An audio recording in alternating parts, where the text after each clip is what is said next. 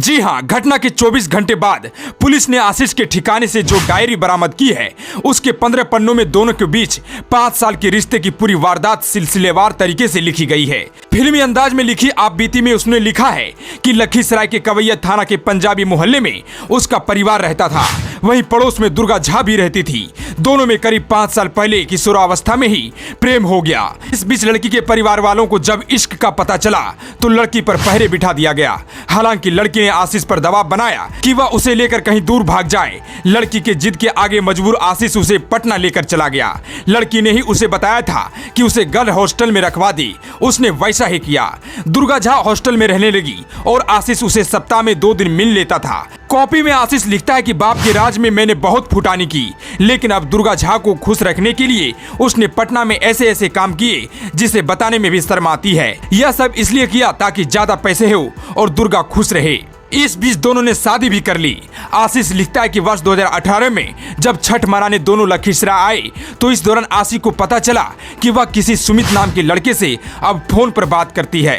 पूछने पर दुर्गा ने सुमित को अपना दूर का भाई बताया, जबकि सच्चाई यह थी कि सुमित से भी दुर्गा का इश्क चल रहा था। उसी दौरान दुर्गा भागलपुर गई और जबरन आशीष को वहां जाने से रोक दिया। इसे लेकर दोनों में झगड़ा भी हुआ। दुर्गा वहां गई तो उसके फोन भी 3 दिन बंद रहा। इससे परेशान आशीष ने जब दुर्गा की मां को फोन किया तो उसने बताया कि उसका कोई मामा भागलपुर में नहीं रहता है।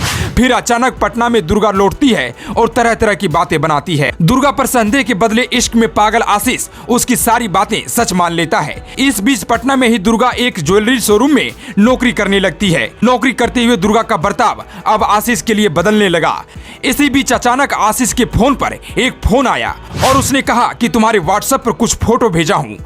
जब आशीष ने फोटो देखा तो आशीष का होश उड़ गया।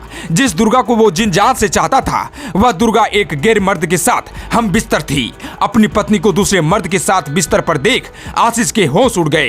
फिर फोटो भेजने वालों ने बताया कि उसका नाम सुमित है, वह उसकी पत्नी को 3 साल से जानता है और मुझसे शादी का वादा भी किया था। यह सुनते ही आशीष को अपने साथ हो रही साजिश का पता चल गया। पत्नी से इस बेवफाई में मानसिक रूप से परेशान आशीष करीब 1 साल तक में 12 ज्योतिर्लिंग का दर्शन किया। फिर 19 नवंबर को 2023 को लखीसराय के अशोक धाम मंदिर जाकर वहां भगवान भोलेनाथ की पूजा की और अंत में 20 नवंबर 2023 की सुबह छठ पूजा से लौट रहे दुर्गा झा और परिजनों को गोलियों से भून दिया।